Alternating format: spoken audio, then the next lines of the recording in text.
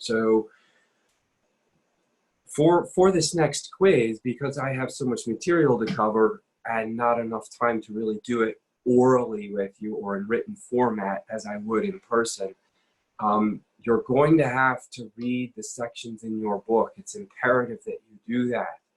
I'm going to highlight the most important topics and try to explain the most complicated topics. If you have any questions, just email me or ask me at the end of this lecture. Okay, so quiz number 3 is coming up on Wednesday. It will only cover what's listed on the outline. So without further ado, let's get on with this. We already talked about compact bone tissue. I'm going to briefly talk about spongy bone tissue, and that's best done in pictorial form. It takes a bit longer time, so I'm going to be quick with this with my drawing. So what I'm drawing now are trabeculi, those spicules or bone needles that are found in spongy bone, those little struts. They're not all perfect sticks. They do occasionally have branches. So I'm just drawing a magnified view of spongy bone. And so these, the functional unit, as you know, are called trabecula is singular, trabeculi with an E at the end is just plural, so I'll point to 2 of them. Those are trabeculi. That's the actual calcified bone tissue. So they're bone struts or spicules, and they're arranged specifically to resist physical stress or compression. So they're not just randomly placed. They actually position themselves to resist stress or compression against the bone itself. There are no osteons present in, trying to write faster than I should, there are no osteons present in spongy bone. So not those circular functional units of bone tissue like compact bone. There's just a thin layer of lamellar tissue. So these spikes or spicules are just thin layers of actual bone tissue. And there's osteocytes living in lacunae in these thin layers of bone tissue. So there are osteocytes in lacunae. There are no ring patterns of arrangement. So capillaries in the endosteum as well as in the bone marrow supply nutrition to these cells. So I'm going to draw an endosteal tissue, actually just like that lines the medullary cavity, that endosteum. Endosteal tissue also covers the surface of trabeculi. So all of these trabeculi would be covered in thin, delicate endosteal connective tissue, like this. And there are capillaries in that endosteal tissue as well as capillaries in the bone marrow in this space. And it's these blood vessels, these small capillaries, that actually supply nutrition to the bone cells, the osteocytes living here. So this is just a capillary in the bone marrow. There's also capillaries in the endosteal tissue. That's where they get their nutrition. And it's through diffusion from the blood. All right, so I'm going to move on to chemical composition of bone. And just talk about that really quickly.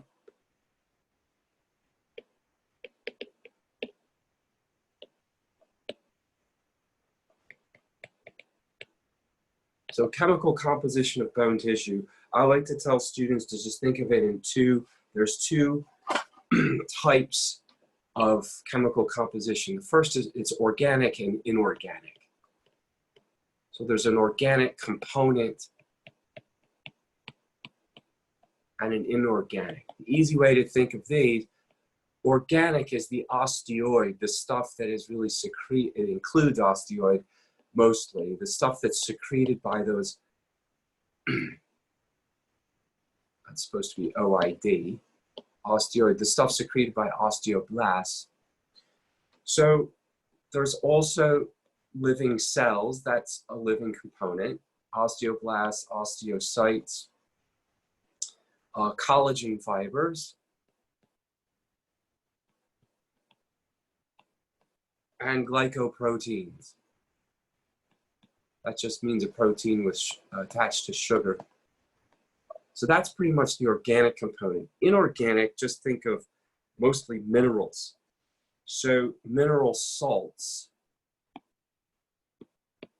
make up the inorganic part. Specifically, calcium's the big one. Calcium salts or calcium crystals. But there are other inorganic. There's calcium, there's phosphate, manganese, magnesium.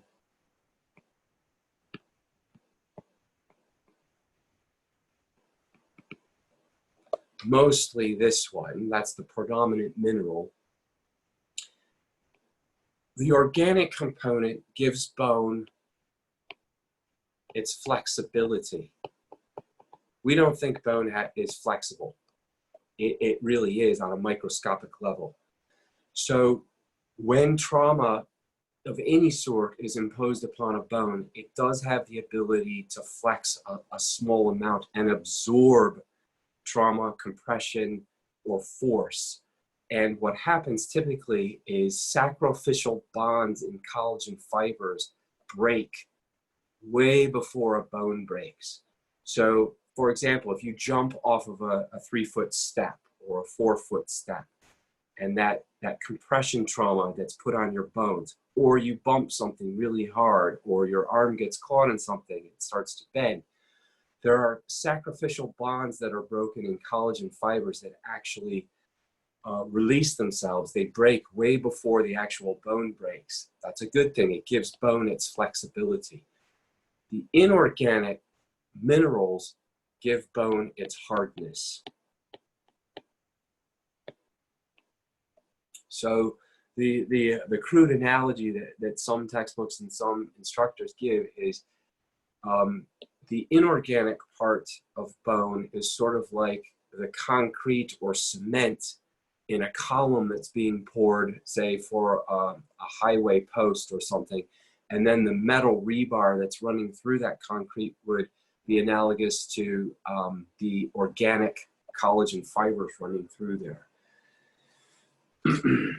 Now the next topic, so I'm going to just switch colors here, is going to be the formation of bone skeleton.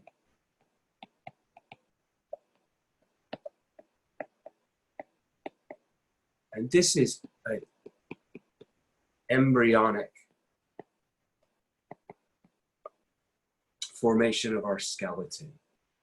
So when we are in utero, how does our skeleton first develop from mesenchymal tissue?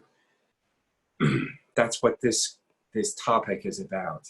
And there's two major types of embryonic ossification. So I'm going to quickly go through these words. This word, ossification, which I'm going to use and you're going to read multiple times, that means the formation, literally means the formation of osseous tissue or bone. So how does bone first form in the embryonic skeleton? There's two major types of ossification. The first one is called endochondral ossification. I don't have time to write out all of the steps, but I'll verbally go through them with you. The name of this tells us what it is. Endo means within, chondral means cartilage. So we've got bone formation occurring within a cartilage model. That's what that means. So bone actually develops replacing cartilage. So when we are in utero, in an embryonic stage, first we develop a hyaline cartilage bone model. So if you were to look at an ultrasound of a developing embryonic child, at a certain stage, you start to see these things that look like bones, but they're these thick sort of cartoon looking bones. They don't really look like well-defined bones.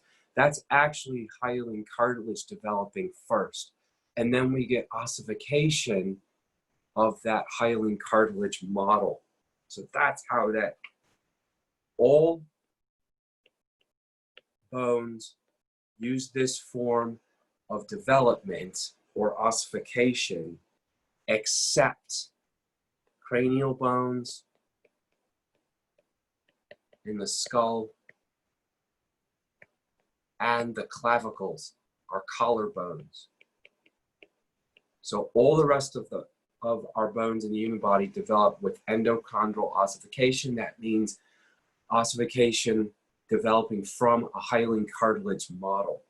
And the steps to that just go something like this. Step one, a bone collar first forms around the diaphysis of the hyaline cartilage model. Blood vessels infiltrate. Sort of a perichondrium develops and gets converted to a periosteum. Mesenchymal cells differentiate into osteoblasts. That's a lot of very fancy words to just say this. Whenever we have bone developing in this process of ossification, either in utero or after we are already born, there's a certain set of ingredients that we need in order for new bone tissue to form. So I'm going to go over that really quickly. We always need a blood supply. Why? Because blood brings nutrition and it brings minerals to the site. So with blood supply, we get nutrients and calcium. We also need osteoblasts. Why? Because those bone cells, those living immature bone cells, are going to secrete osteoid, that organic matrix that's needed. And finally, this is redundant, but we need calcium and minerals that are actually brought from the blood supply itself. So this is nutrition and minerals. And when we have these three things, blood, osteoblasts, and calcium, we can actually make new bone tissue. And so these steps of endochondral ossification really require these three ingredients in order to proceed. So first, a bone collar forms around the diaphysis of the hyaline cartilage model. And then cartilage in the center of the diaphysis, the cartilage tissue, it calcifies and develops cavities. Actually, chondrocytes, cartilage cells, they blow up and they die. So if this is a hyaline cartilage model precursor to a bone in our embryonic skeleton, first we need blood supply coming into this area, and it occurs in the diaphysis first. Blood, remember, is going to bring nutrition and minerals. This outside part of the diaphysis starts to develop into periosteal tissue. The blood vessels actually penetrate this. The cartilage in the center of this cartilage model, the chondrocytes blow up and die, and they leave this cavity in here, which is the beginning of the medullary cavity.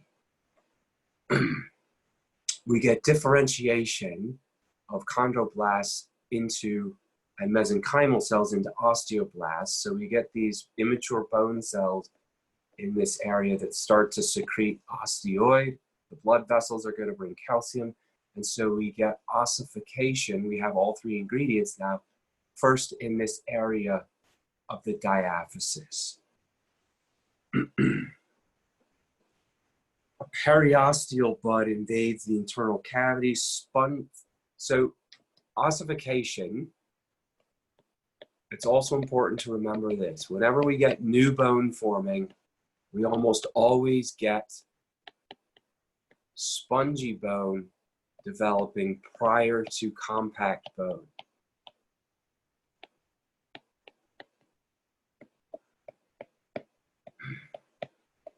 So even though eventually we're going to get compact bone in this area, spongy bone develops first. So there's the trabeculi, and then in areas where compact bone is needed, that spongy bone remodels into compact bone.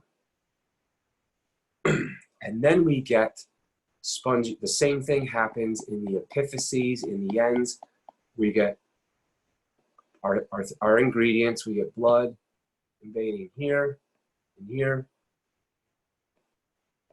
Chondrocytes in this area blow up and die, leaving spaces or a cavity. Spongy bone develops. That's the initial ossification. Now in the epiphyses of endochondral ossification, most of this spongy bone remains even into our adulthood. And we just get a thin layer of compact bone forming. First we get compact bone forming here in the diaphysis, it remodels, and then we get a thin layer of compact bone around the spongy bone to help protect it. So that's sort of pictorially the steps of endochondral ossification. So the epiphyses ossify well after the diaphysis. They're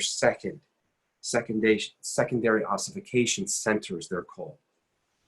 So that's, I'm going to just go back to my previous panel here. There's two types of ossification within the embryonic skeleton. Type 1 is called endochondral ossification. That's what we talked about here. The second type, so number 2, is called intramembranous. That's an N, I-N-T-R-A. Ossification. And this is only for bones of the cranium, of the skull, and of the clavicles. Use this. This word means within membranes. So we have bone forming within membranes. Step 1. So we don't start with a hyaline cartilage model of a little bone, a little cartoon bone. We actually start with a fibrous membrane, connective tissue, an embryonic connective tissue, and ossification centers appear within this fibrous connective tissue membrane. And these mesenchymal cells, which are embryonic connective tissue cells that all connective tissues develop from, they differentiate into osteoblasts. So I'm going to draw those as hollow. These are osteoblasts. So we need that as an ingredient. This forms an ossification center. Blood vessels invade this area, bringing nutrition. So it's the same ingredients. We need osteoblasts, we need a blood supply, and we need minerals, calcium. The calcium is brought by the blood. These osteoblasts in this area start to secrete osteoid, that gooey organic matrix. When calcium is released from the blood, it mixes with the osteoid to harden this matrix. So rather than calling trabecular bone forming first, actually, it's just language. Don't worry about it. It's just language. Woven bone is formed first, and a periosteum forms in this area. And then we get a network of trabeculi bone forming around these vessels. So we start to get what's called woven bone from this connective tissue, and then trabeculi of spongy bone starts to form in this area. And then compact bone, if necessary, this spongy bone remodels in certain areas to form compact bone around this spongy bone. So intramembranous, remember that's clavicles, bones of the cranium, and I believe the mandible as well.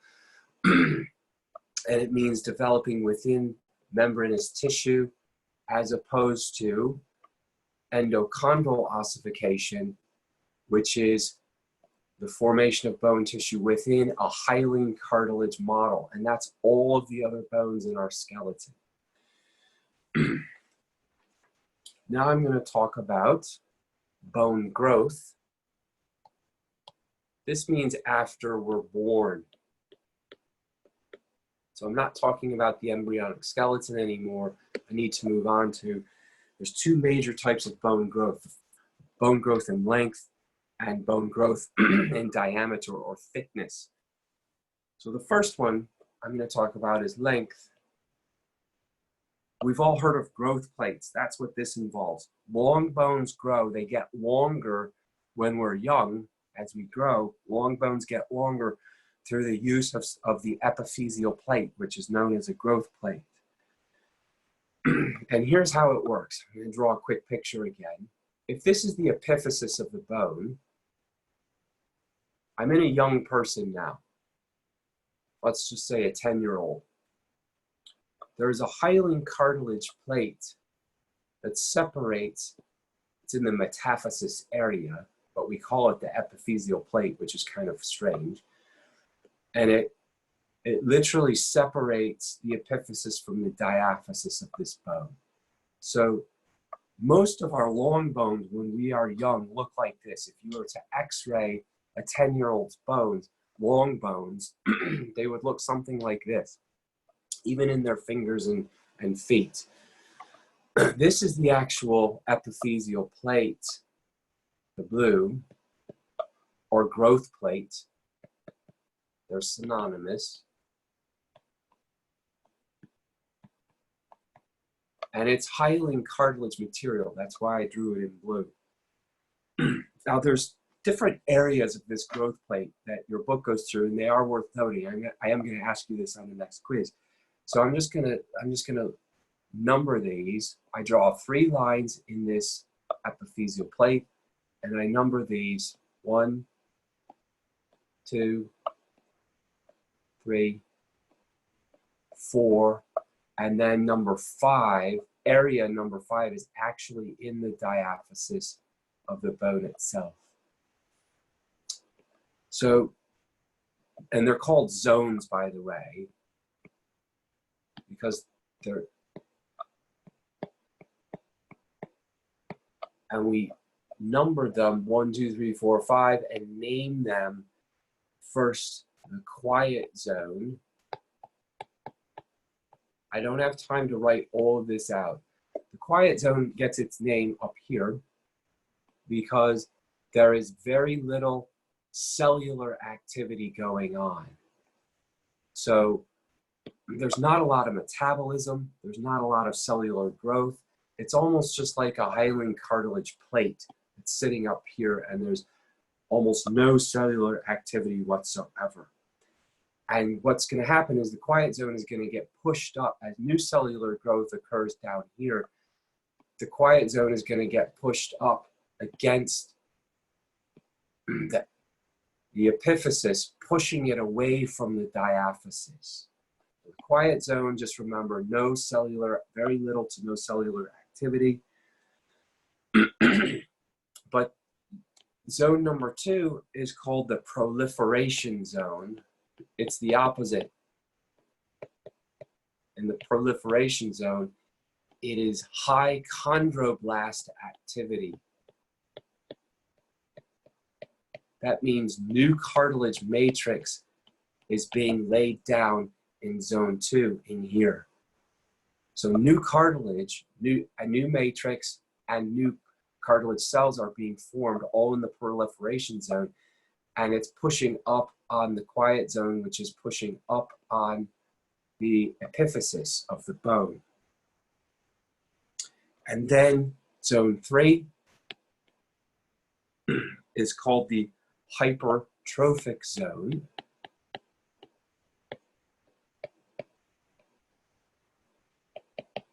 Hypertrophy usually means something degenerating. So in the hypertrophic zone, old cartilage cells enlarge and die, and they blow up, leaving spaces or cavities in this hypertrophic zone.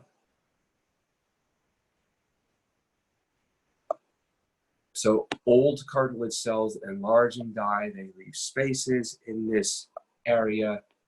And zone 4 is called the calcification zone. And what occurs here is blood vessels invade this area pretty radically. And this area, and the blood brings calcium minerals and deposits it in this area. So we've got calcium now being deposited or delivered to this area. And what's going to happen is bone is actually going to start to form. And finally, layer 5 or zone 5 is called the ossification zone.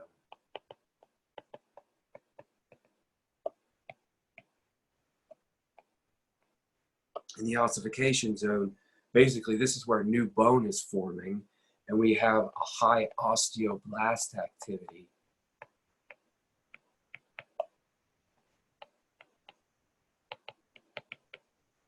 And so these osteoblasts, they're really secreting a lot of osteoid, and it's being incorporated with the calcium in the calcification zone. And so we're literally forming new bone in this direction as we are forming new cartilage in this direction. So new cartilage forms keeps pushing upward as we grow, and new bone then basically, I wanted to use black, then new bone forms and sort of gobbles up the old cartilage area in this direction. So the diaphysis grows in length, the epiphysis keeps getting pushed away by this new growth activity of cartilage. Ultimately, at the end of this, when we are at the end of our growth spurts, at the end of puberty, hormonal signals, steroid hormones, it's when we get our estrogen and testosterone surges at the end of our growth spurts, mostly estrogen, to be honest with you, that steroid hormone, a surge in estrogen stops this activity. So new cartilage ceases, and the osteoblast activity keeps chugging right along, and it seals up this old cartilage plate, and we get bone sealing on bone. So when you look at an adult bone, like in you and me, you will see this epiphyseal line here. It's a scar, it's a remnant of what was once this growth plate. And it's actually where bone from here fused to the bone of the epiphysis. So that's how a growth plate works and how a bone grows in length. Now, really quickly, I'm going to talk about apositional growth, which refers to a bone growing in diameter or thickness.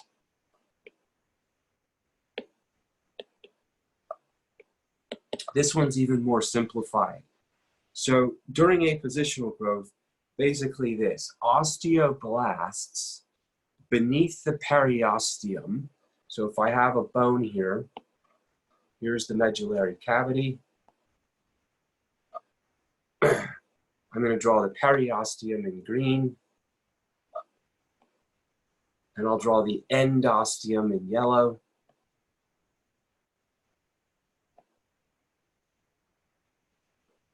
Here's what's going on. Osteoblasts beneath the periosteum here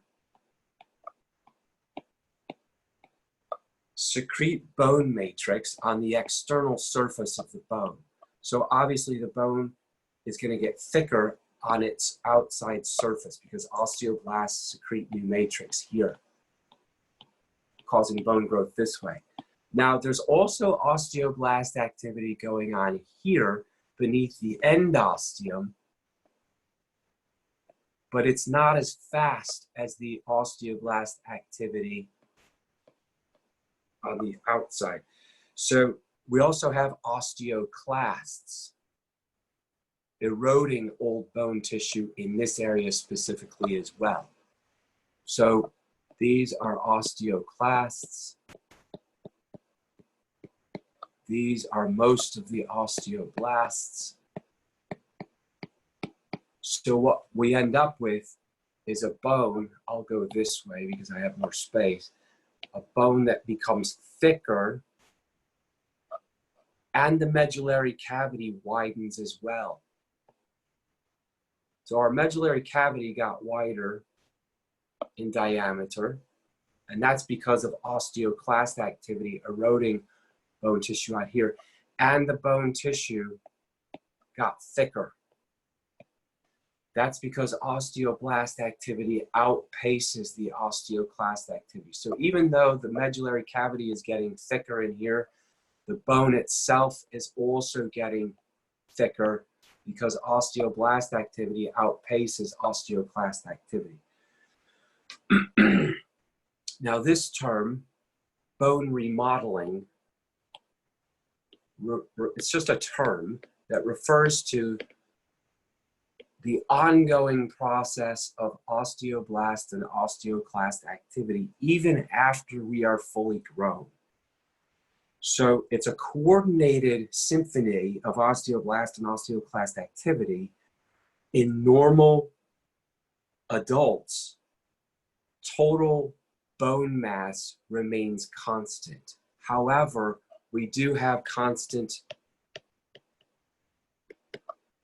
laying down of new bone tissue, even in you and me. We're fully grown. We're not growing in size anymore, but we still have osteoblast activity and osteoclast activity that pretty much proceed at the same pace, at the same rate, so that our bones don't greatly change in size unless we put stress on them, and I'll talk about that in a minute. So this is the sort of coordinated bone remodeling, refers to the constant osteoblast and osteoclast activity in a normal, young, healthy, fully grown adult, in which bones remain just about the constant size, but we still have all sorts of metabolic activity. Different areas of the same bone may have different rates of remodeling, but in general, the bone doesn't change a lot in size. So the control of this remodeling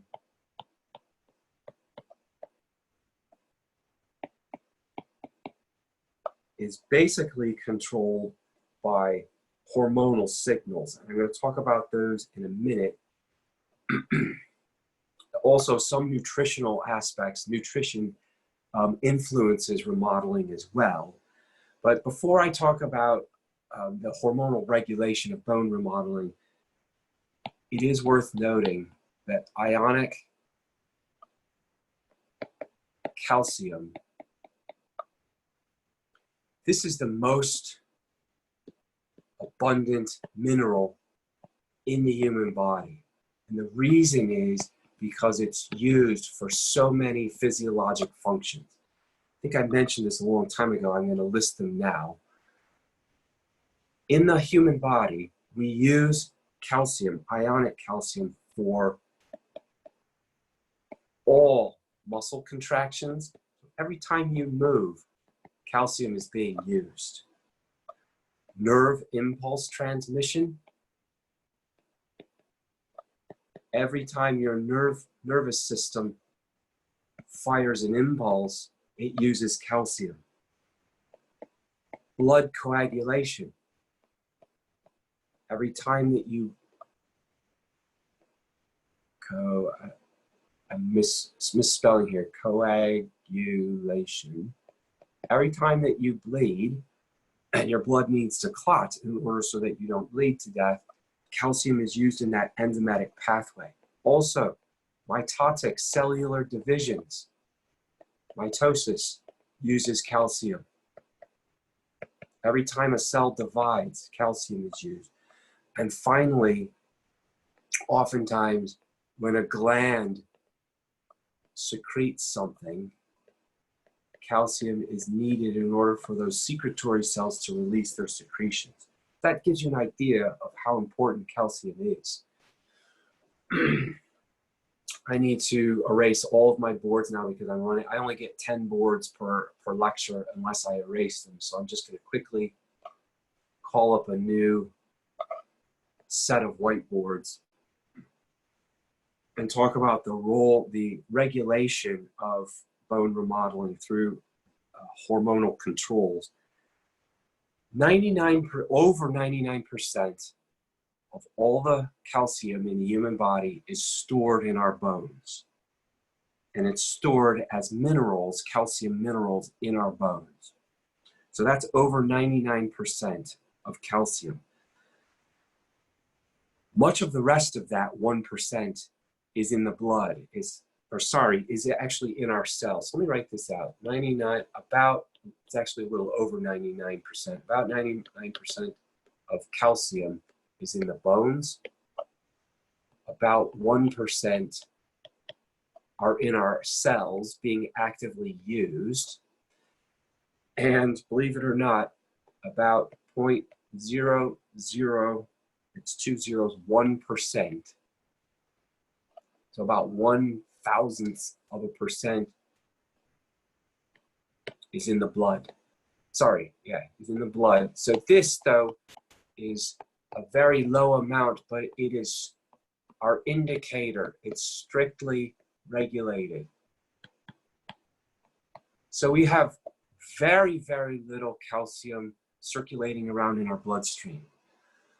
But it is so sensitive, the level of this amount of calcium is so sensitive that if it increases or decreases beyond this number, even a tiny bit, it causes calcium to either be released from our bones or taken out of the blood. So very little is in our blood, but what's there acts as our indicator of what needs to happen. How do we get calcium into our bodies? We have to ingest it. Our bodies don't make it. So calcium is ingested. We eat it, then absorbed in the ileum of the small intestine. So we eat it, swallow it, goes down into our GI tract, and then it is absorbed through the wall of our small intestine. That's how we get calcium into our bloodstream. The main regulator, the major hormonal regulator of blood levels of calcium is parathyroid hormone.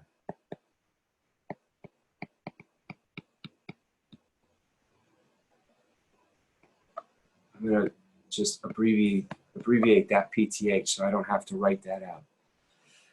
So parathyroid hormone is secreted from the parathyroid glands. Those glands are found embedded in our thyroid gland in the back of our neck. So our thyroid gland wraps around our trachea, right below our voice box, your Adam's apple. That's where your thyroid is. These parathyroid glands are small pea-shaped glands that are embedded in thyroid tissue. And they're usually toward the posterior side of that thyroid. These parathyroid glands release this hormone, and it regulates blood calcium levels in 3 ways.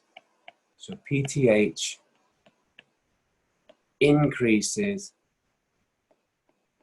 blood calcium levels using 3 mechanisms. The first is when all 3 of these are initiated when blood levels of calcium drop. So when this tiny bit amount of calcium in the blood decreases for whatever reason, PTH is released from the parathyroid glands, and this is what it does. First, PTH increases or stimulates osteoclast activity. That osteoclast activity dissolves bone tissue, bone matrix, and releases calcium into the blood. So that ends up increasing blood calcium. So essentially we're getting calcium out of storage in the bones and our osteoclasts are releasing that calcium into the blood.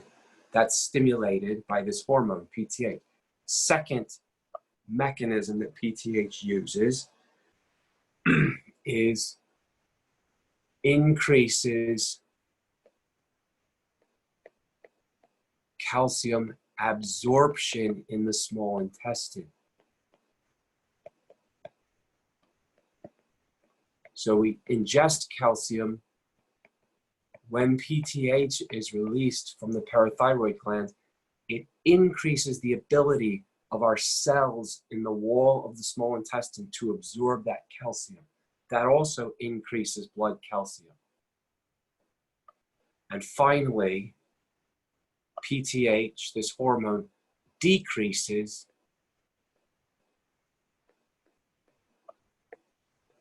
calcium excretion by the kidneys. Our kidneys form urine, which is a filtration mechanism of the blood. Calcium is found in the blood, and so sometimes calcium can be released as a product inside of urine. Well, when PTH is released, this hormone, it tells the kidneys to decrease calcium excretion in the urine. That also increases blood levels of calcium because we hang on to that calcium. We don't get rid of it in the urine. So we know now that the bones just act as a storage site from which calcium is drawn when needed in the blood. This hormone, calcitonin, is released by the thyroid gland, not the parathyroid. And its function in humans is not fully understood yet. It's more heavily studied in other animals. It's released by the thyroid, and it has little effect on decreasing blood calcium levels in humans, but we know that it decreases blood calcium levels in other animals. What it may do in humans is interfere with osteoclast activity, so that that is maybe its effect in humans. Also, that's supposed to be an A, serotonin. Probably heard of this as a mood drug. So serotonin is just a chemical that's released when we eat or when we are in a good mood, and it also has effects. This interferes with osteoblast activity.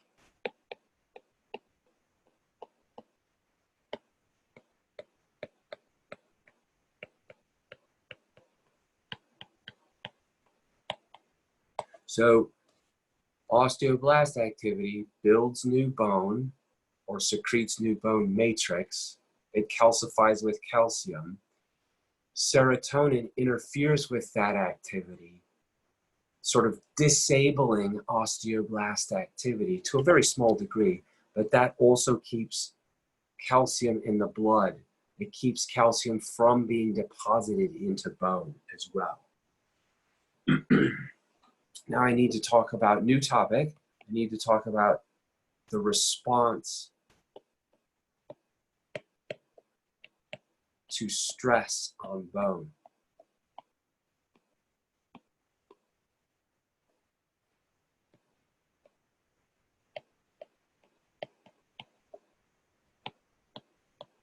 This is just the name of the guy who sort of discovered this business. Wolff's Law just states this, that bone grows or remodels in the specific area where stress is placed on that bone.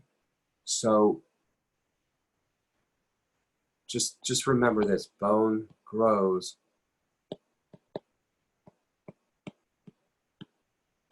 in response to stress. And that's very specific areas. So we have a bone. I'm just going to draw sort of a femur bone here. The head of the femur, you know, is a ball and socket joint. It kind of looks like this. And here's the socket of our ilium, our hip joint, we have all sorts of muscles and tendons attached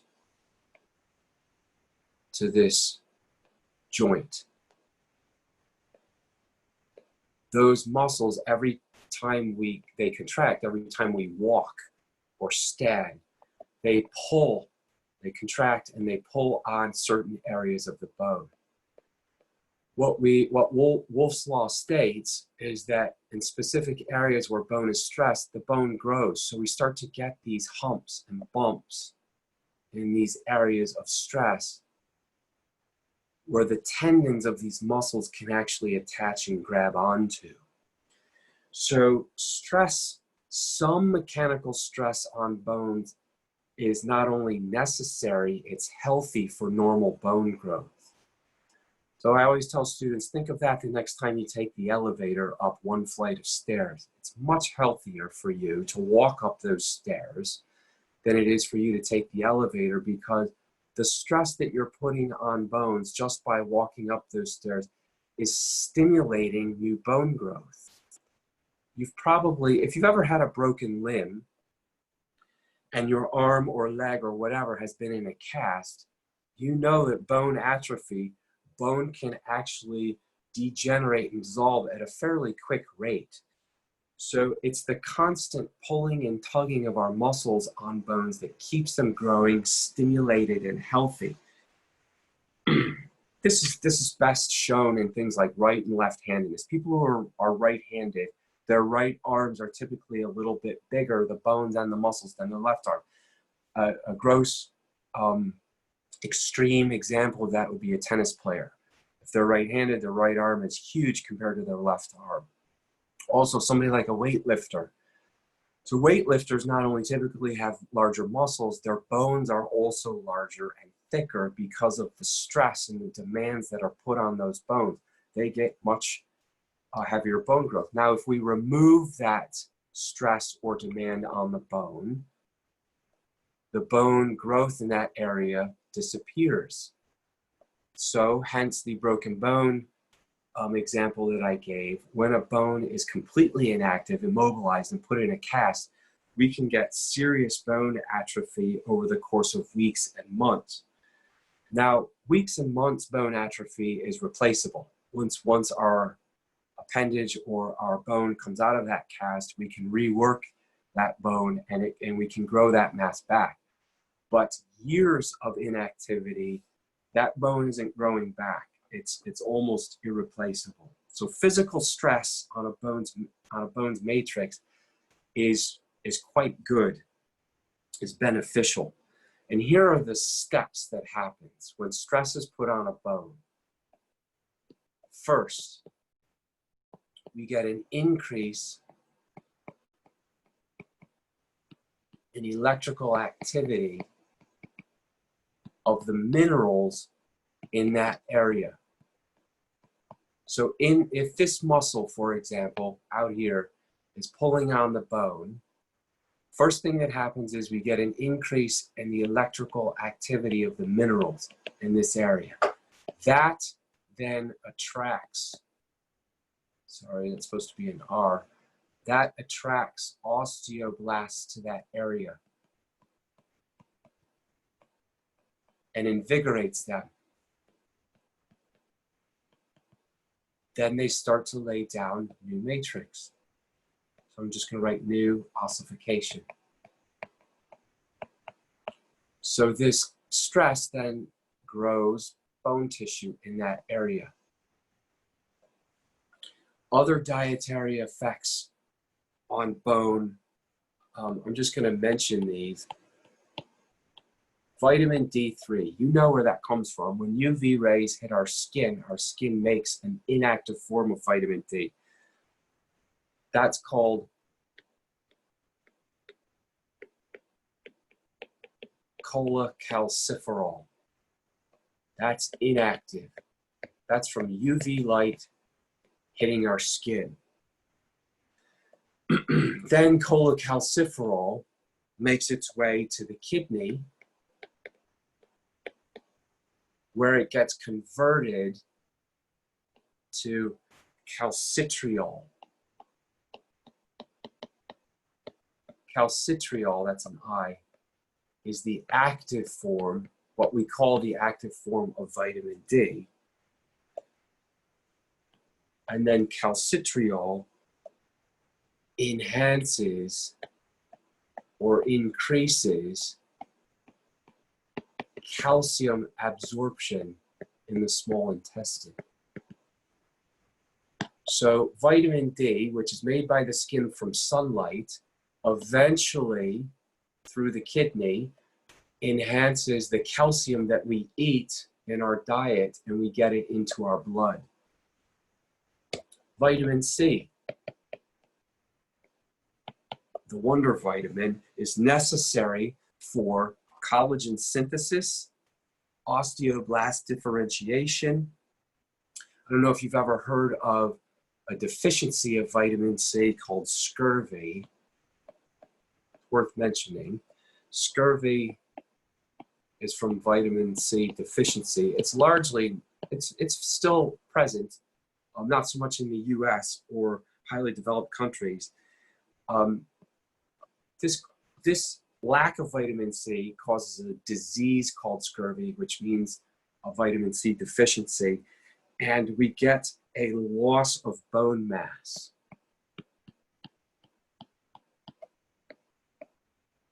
Because vitamin C stimulates osteoblasts, and it also increases collagen synthesis. Some other things, sex hormones. That just means estrogen and testosterone. They're called sex hormones because they're in higher concentrations in males and females, and they also get blasted from our gonads, our ovaries and testes, during puberty, during our growth spurts.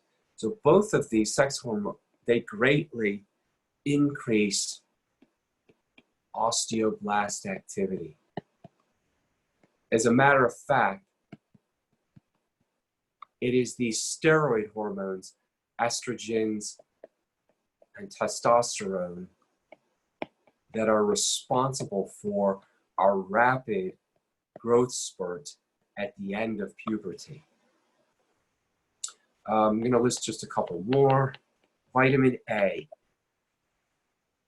We find this in foods that we ingest. So vitamin A also increases osteoblast activity. Vitamins B, specifically B12, and vitamin K, they increase protein synthesis in bone.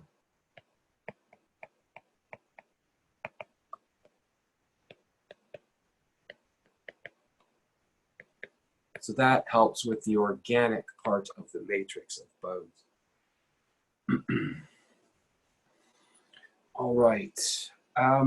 Just checking, I wrote down, jotted some notes down for myself of what I wanted to cover. Quickly, in the last 5 or 7 minutes, I'm going to try to go over bone fracture repair and bone diseases. This is going to be tough for me to do, but I'm going to do my best.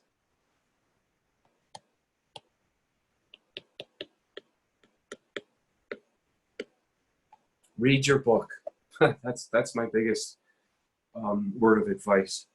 So bone fractures are classified basically based on 3 characteristics. So we classify fractures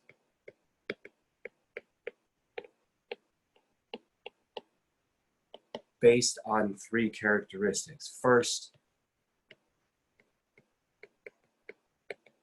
it's called position. That means whether or not the ends of the fracture of the bone are displaced or not, or still aligned.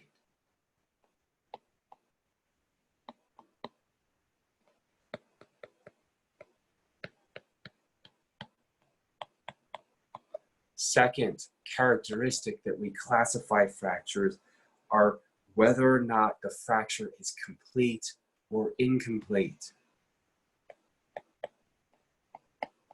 That means, does the fracture go partway through the bone or all the way through the bone? And finally, if the bone break or fracture is closed or open. What that refers to, open, by the way, is also called a compound fracture. So same thing.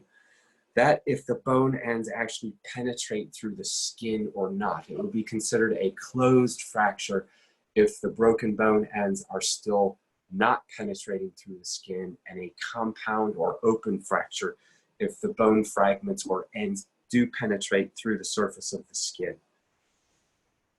Now, there's stages of bone repair. I don't have time to write them all out. I do want you to review them in your book. I will verbally go through them with you quickly. Stage 1, and you can just, they can be listed out as sort of 4 stages, 1, 2, 3, 4. Stage 1, a hematoma forms. That means a blood clot. A hematoma is just a blood clot. So a mass of clotted blood forms at the fracture site. Cells die. We get inflammation. The tissue swells. Stage 2 is a fibrocartilage callus forms. So I'm going to draw a picture. If we have a bone break here,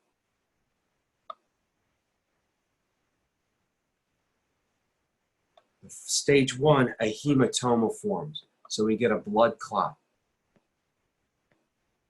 We get inflammation and a blood clot forming in this area. Cells, living cells, begin to die, both in connective tissue and in osteocytes also die in the bone tissue. Stage 2 is a fibrocartilage callus form. So capillaries invade this area, the breakage area, so we get a blood supply. Remember, that's one of our main ingredients. Phagocytes, like macrophages, sort of clean up the dead debris. They start to clean up the dead blood cells, the blood clot, as well as any other dead tissue. Fibroblasts, chondroblasts, and osteogenic cells invade this area as well. And we get a fibrocartilage callus forming in this area. That's almost like a fibrocartilage callus cast forming in this area. So it's not bone yet, it's fibrocartilage, and it's sort of a callus forms around the broken area. Stage 3 is this fibrocartilage gets converted into actual ossified bone tissue. So the fibrocartilage becomes spongy bone, and a bony callus forms then from this fibrocartilage. So fibrocartilage callus forms, and then a bony, spongy bone callus forms in this area. The endochondral ossification proceeds. So that means within this fibrocartilage, we get ossification, and that goes on for about 2 months. And finally, spongy bone develops into compact bone. So for several months after the first couple months, osteoblast and osteoclast activity remodel this area into compact bone as needed. And that can proceed for up to 1 year easily, depending on the severity of the break. So then this spongy bone turns into compact bone. And the last thing I'm going to say about this is the new compact bone tissue is typically stronger than the original tissue. Therefore, we rarely get breakage in the same area of a bone. So this new, what I'm going to call new bone area, it's actually repaired bone area, is stronger than the original bone tissue around it. So if this bone should undergo trauma in the same place or near the same place in the future, most likely the bone's going to break here or here and not in this area because it's stronger than these neighboring areas. All right, that's my 2 cents on repair. Read the details in your textbook. And finally, I'm going to just talk about bone disease. I'll just list the terms and say some things about them. They're all in your book. Osteomalacia just means abnormal bone formation, really. It just means poor mineralization of bone. So during osteomalacia, osteoblasts are still secreting osteoid, the organic part, but we get poor mineralization in that area so that that bone never really hardens. Rickets is basically a form of osteomalacia in young children, in young people. So rickets is just a type of osteomalacia that really affects young children. And what happens is the epiphyseal plates in young humans, they don't calcify correctly, and their bones keep growing, and the ends of their bones get enlarged due to that plate never really getting hard or mineralizing. It also causes weakness. The cause of this is really lack of calcium in the diet. That's the biggest cause.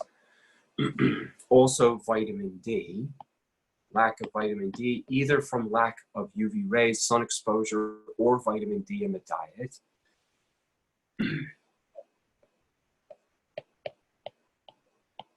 We all heard of this, osteoporosis. This is, I'm gonna define this term. I don't know why they don't put this term in your book anymore. Osteopenia just refers to the typical thinning. So I'm not talking about osteoporosis yet. Osteopenia is the typical thinning of bones as we age.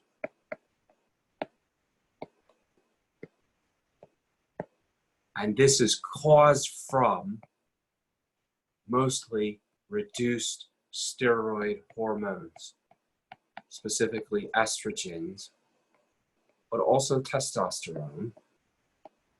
So as we age, all of us, our steroid hormone secretion decreases. That causes osteoblast activity to decrease.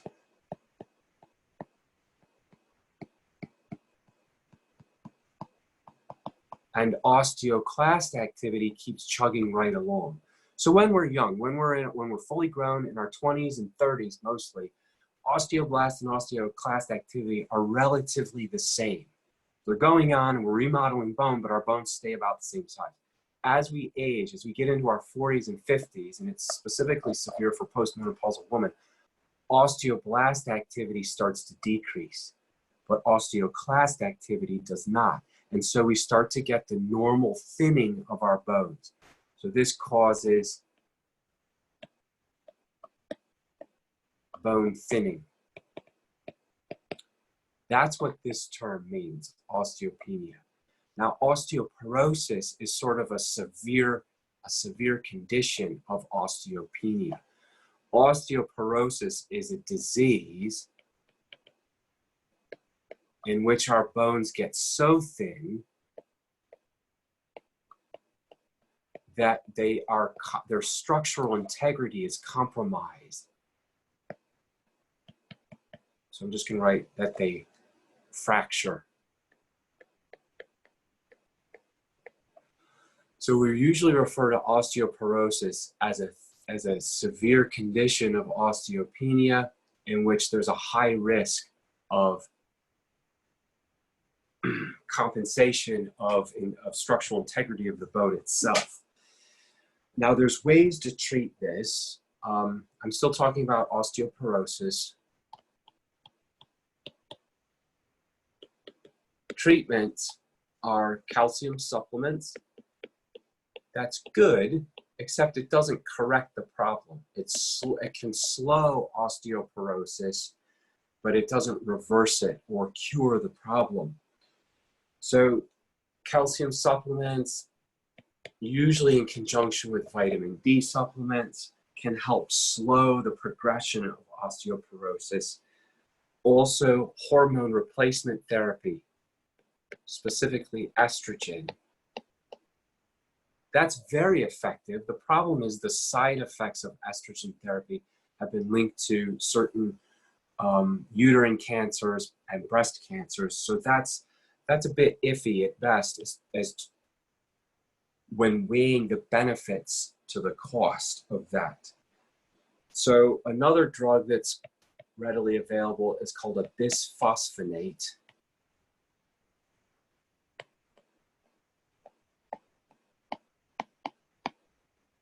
Bisphosphonates just refers to really a group of drugs that decrease osteoclast activity. So it sort of halts that osteoclast activity, degrading of bone tissue.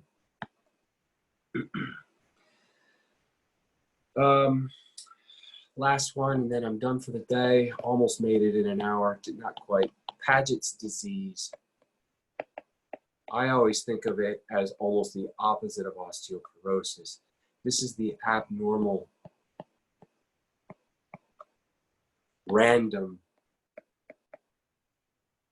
bone growth activity. So not very many people, it's somewhat of a rare disease. It occurs in older people, not younger people.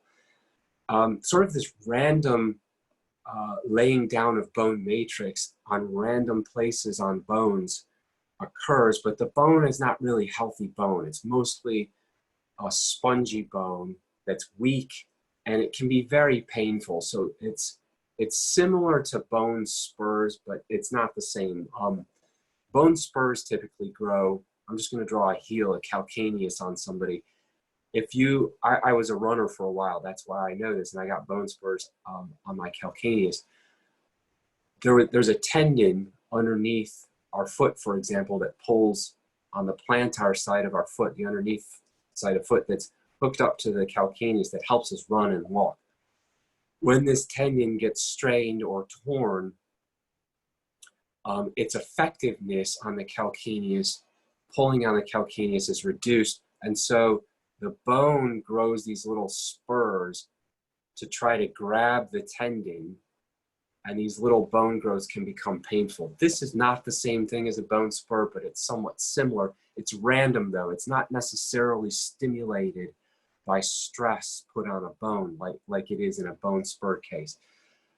I think that's it for the day, guys. Sorry about the long lecture. I apologize for going over, but I'm going to stop recording now.